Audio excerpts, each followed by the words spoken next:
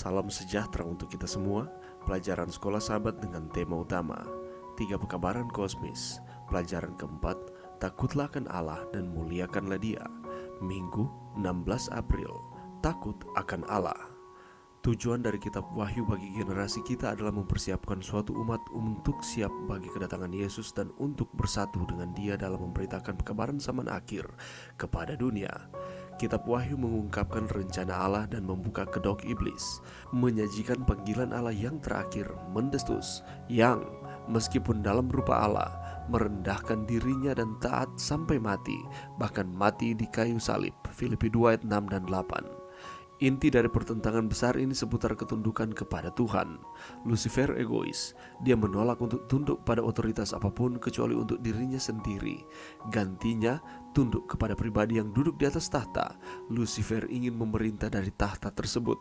Sederhananya, takut akan Tuhan berarti menempatkan Dia yang terutama dalam pemikiran kita. Hal itu untuk meninggalkan keegoisan dan keangkuhan kita dan untuk menjalani kehidupan sepenuhnya bagi Dia. Itu jelas penting karena itu adalah kata-kata yang pertama yang keluar dari mulut malaikat yang pertama. Oleh karena itu, kita harus memperhatikannya. Apa pengalaman Anda sendiri tentang takut akan Allah?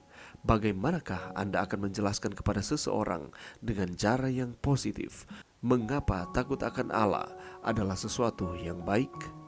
Pelajaran yang bisa kita dapatkan pada saat ini. Setelah pelajaran kita ini berbicara banyak tentang bagaimana cara memproklamasikan Injil yang kekal ke seluruh dunia, pekabaran malaikat pertama diperluas pada pekabaran mengenai Injil yang kekal ini. Sebagaimana kita menyatakan Injil yang kekal, kita harus memasukkan kebenaran-kebenaran yang adalah bagian dari pekabaran Injil untuk zaman ini. Dengan kata lain, kebenaran masa kini untuk zaman akhir juga termasuk dalam Wahyu 14 ayat 7. Apakah Wahyu 14 ayat 7 ini?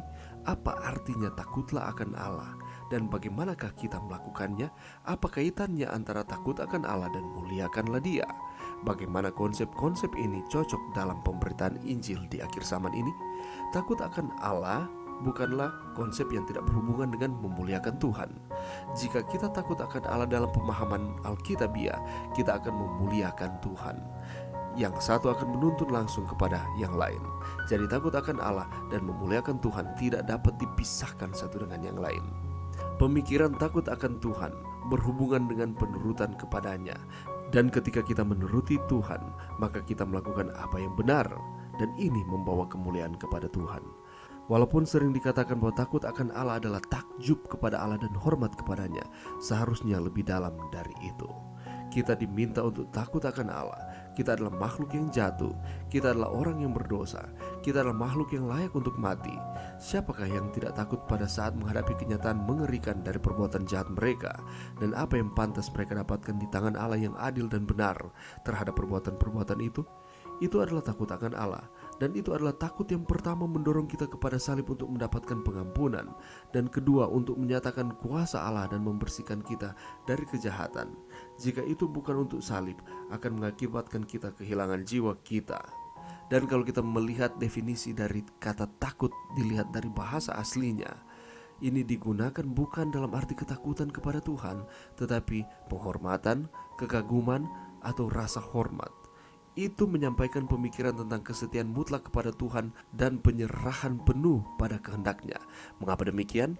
Oleh karena sekali lagi, kita ini adalah makhluk yang diciptakan oleh Tuhan sesuai dengan gambar dan rupa Allah. Tetapi oleh karena kita telah melakukan kesalahan, maka kita seharusnya mati. Tetapi Yesus datang sebagai peran pengganti menggantikan kita. Dia mati dan memberikan keselamatan kepada kita.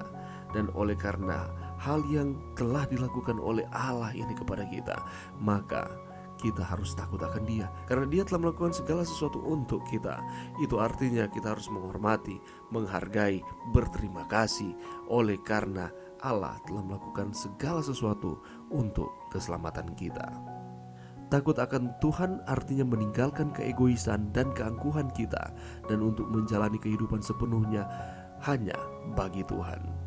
Itulah sebabnya apabila kita mengatakan bahwa kita takut akan Tuhan, itu berarti kita menuruti akan perintahnya, menghormati Tuhan di dalam segala hal, selalu ada di dalam kehendak Tuhan, dan tidak pernah akan menggunakan akan pemikiran-pemikiran kita sendiri terlepas dari tuntunan Tuhan. Itulah sebabnya bagian dari pekabaran 3 malaikat di dalam Wahyu pasal 14. Teristimewa di ayatnya yang ketujuh. Di sana diingatkan kepada kita untuk takut akan Tuhan. Mari kita takut akan Tuhan di dalam kehidupan kita dengan cara kita menghormati Tuhan di dalam setiap kehidupan saudara dan saya. Mari berdoa. Terima kasih Tuhan atas firman-Mu pada saat ini. Bantu kami Tuhan untuk kami takut akan Tuhan, karena Allah telah melakukan segala sesuatu untuk kami manusia. Ini doa kami di dalam nama Yesus. Amin.